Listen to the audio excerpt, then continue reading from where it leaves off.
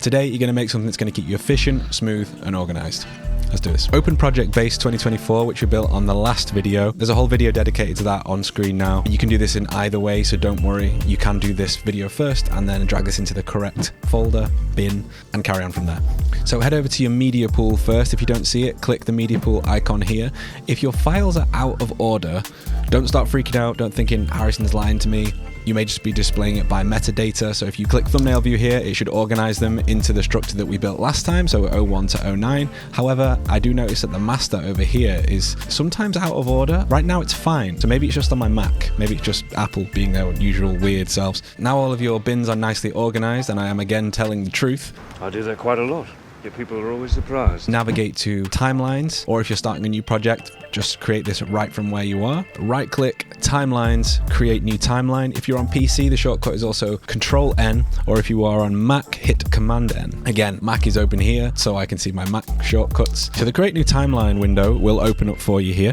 I would name this edit for now, or something to signify to you and your other editors that this is the timeline that you'll be working in for now. And now if you look in the bottom left corner of the create new timeline box, you've got this use project settings here. This will always be checked usually when you create a new timeline. If you uncheck this, there's loads of extra settings to do, but we'll do a separate video on this. For now, for this project, we're just going to keep this selected and hit create.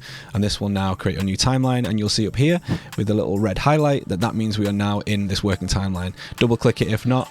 So we can now move on to video layers and audio layers down in the bottom right hand corner of your timeline, which you'll see down here. So what I'm going to do just to begin, and I recommend you do the same, is just hit the media pool icon up here in the top left just to hide that, just so we can keep everything organized on the screen. Now what you should see down here is video 1 and audio 1, or V1 and A1. If you only see V1 and A1 and some little icons, you can hit the timeline viewer here, and this will open a bunch of options to change the track height, as well as loads of other options for your timeline, for how things are displayed, whether it's audio with waveforms or borders or subtitle tracks, thumbnail viewer, everything like that. What I would like you to do is grab the video one and pull it up until you see video 1, and you can actually see 0 clips here as well. So that's an extra little tool for later on down the timeline, where if you're dragging in clips, it just lets you know whether you've got something hidden all the way down the timeline that you might have forgotten about. Really nice little extra tool that DaVinci added there.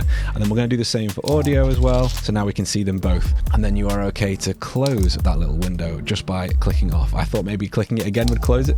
Oh, it did that time. It was just showing me up. What you can also do is, by holding shift and scrolling your mouse wheel, you can also independently change these track heights. I always recommend working with a mouse. I like using this Razer Basilisk personally because it's got the back and the front buttons. Not a sponsor, but this is just, I bought this mouse a few times for the office, for home. I bought one and lent it to a mate for some reason because he was learning to edit. So I bought another one.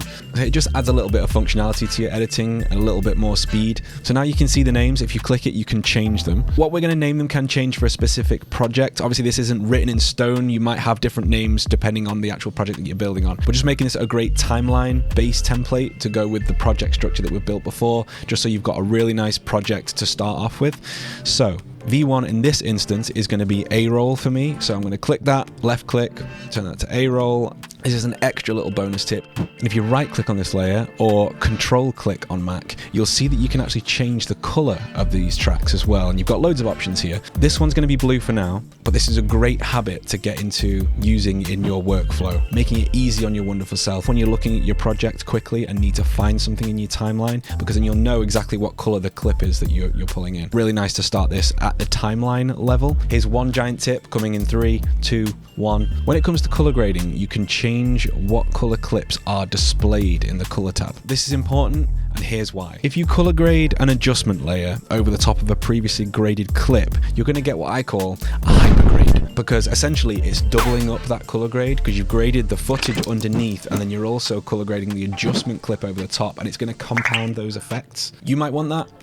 Right now, I don't, not for what I'm working on.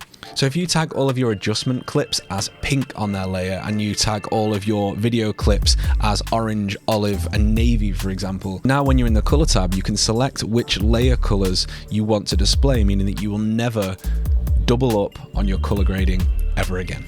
Okay, let's get back to the rest of the tutorial. Let's sort out our first audio track. A1. Double click the name. This is going to be Vox 1 or Voice 1 if you prefer. I'm a musician, so Vox has always been the synonym that I use, so I just use that in all of my projects. You'll notice there's a little 2.0 here on the right. This means that your audio track is set to stereo, which you can see by hovering over it. Depending on the audio that you're bringing in, you may or may not want this. You can change the attributes of any clip that you drag in. However, you can also change this on the track level as well. If you want to do that, you just right click on the track itself, and then you can change here, change track type to. There are tons of options here. There's not really that many. Actually, no, there's quite a lot of options once you click into these little subcategories. There's tons of options in here, but for most of us, mono or stereo will be absolutely fine, and we'll talk about these other icons on a future video. Now we need to add a few more video tracks. V2, I'm just going to drag this smaller to make a little bit more room.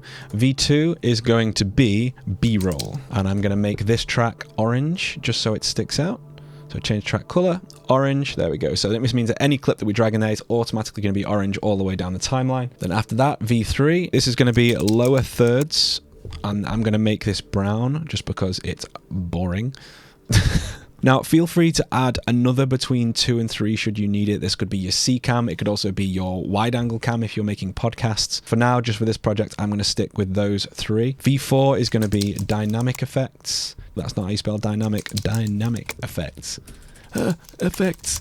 Dynamic effects is going to be V4. I'm going to change the track color to pink, as I said. Dynamic effects is also where you could add your VFX and your fusion clips. Just going to drag this down so we've got a little bit more space and we can see what we're doing. Add track. V5 is going to be captions. This is something that most clients want nowadays, so good to have that. This is going to be tan. Now we've got the video layers done, we're going to add a couple more audio tracks. So add track. I'm going to add stereo tracks because I like to be able to mix across. As A1 was Vox 1, A2 is going to be Vox 2. I'm going to make this one olive just so it stands out. A3, this will be voiceover. So this is going to be any post-shot dialogue that isn't embedded in the footage or live scene. So anything that I happen to record afterwards, I like to add into this one.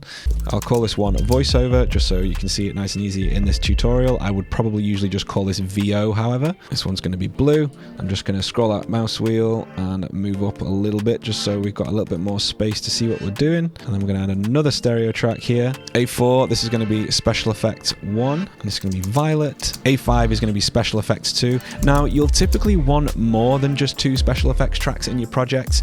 2 is a good place to start, and I usually will move up towards like 4 and 5, but for now, 2 is okay. This one's going to be purple, just so we can see them 2 together. And we're running out of space again, so I'm just going to scroll this up a little bit more. Finally, A6 is going to be BGM. Every project needs a little bit of music. And this color is going to be apricot. And now we've got a nicely color-coded timeline.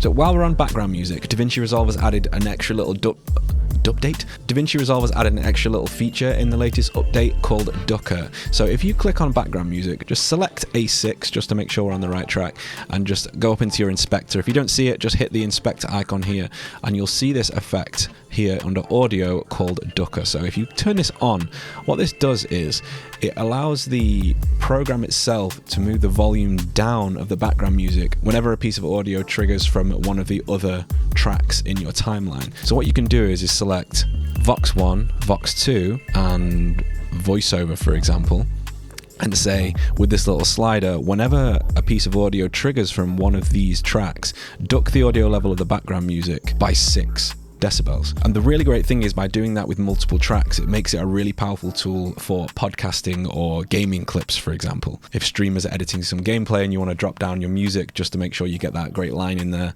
this is a really great feature to have. You used to have to keyframe all of these volume changes, so you'd have to make a keyframe, drop the volume down, go along a bit, keyframe, bring the volume back up. But now you can do it automatically and it works great. And we'll just leave that on the background music for now. Now, while we're on the subject of audio, I've got a little bonus for you. So what I want you to do is at the bottom of the screen here where you can see your timeline view, I want you to head over past Fusion, head over past color. I know some of you will be afraid of Fusion still, but don't worry, we'll make a video on that soon. And I want you to head over to this one here. So click the Fairlight music note Bam, and we're going to be in the Fairlight page. What you should see is your wonderfully color-coded audio tracks in order. And what the most astute of you may notice is this extra little track at the bottom here in blue called Bus 1. In DaVinci Resolve, Bus 1 in the mixer is the default master audio output bus for your timeline. That's a lot of words, I know. I had to read it from my script just to make sure I said it correctly. Essentially, it acts as the final destination for all of your audio. Everything is channeled through bus 1 unless you specify it not to, and this allows you to control the overall volume and any global effects that you want to add to your audio for output, and that is exactly what we're going to do. So I want you to click Effects up at the top here, open your effects, and what we're looking for is Limiter. I also like to favorite this just to make sure it pops up in my audio effects. So what I want you to do is grab Limiter. It'll be highlighted in red when you know you've clicked it. Click and hold and drag that down onto the bus 1 layer, and this will open the limiter effect box. Now, if you happen to lose this and you're not sure where it's gone, so for example, say it's the effect box has disappeared, if you click Inspector in the top right, click Bus to make sure you're on the right layer and hit Effects, you will see the limiter in here, which you can control its basic controls in the inspector itself. But if you want to get more nitty gritty, you want to get granular with those effects, hit this little slider icon here and it'll open up that box again. And that goes for anything, whether you're in the timeline view or this one, this will do the exact same, that icon. So if you ever lose something, just look for that little tab there. So in the preset drop down, what I want you to do is select this and hit Brick Wall, and you're good. That'll basically do everything that you need that limiter to do on the bus track. You shouldn't need to adjust any of the settings, but if the loudness of your clips is getting through still, just drop the ceiling dial down. Ceiling is the maximum decibels it'll let through to ensure you don't get any clipping audio. That's that horrible crackling sound that you get when someone peaks a microphone, a huge turn off for podcast listeners or anyone who watches YouTube videos with headphones. So this is very, very important. So we're going to leave that on, hit close. We're going to head back to timeline, and now what you're going to do with your brand new project, click File, click Save, and that's going to save that back into your new project base that we've been using, and you're good to go. I'll see you on the next video that YouTube throws you. See you later.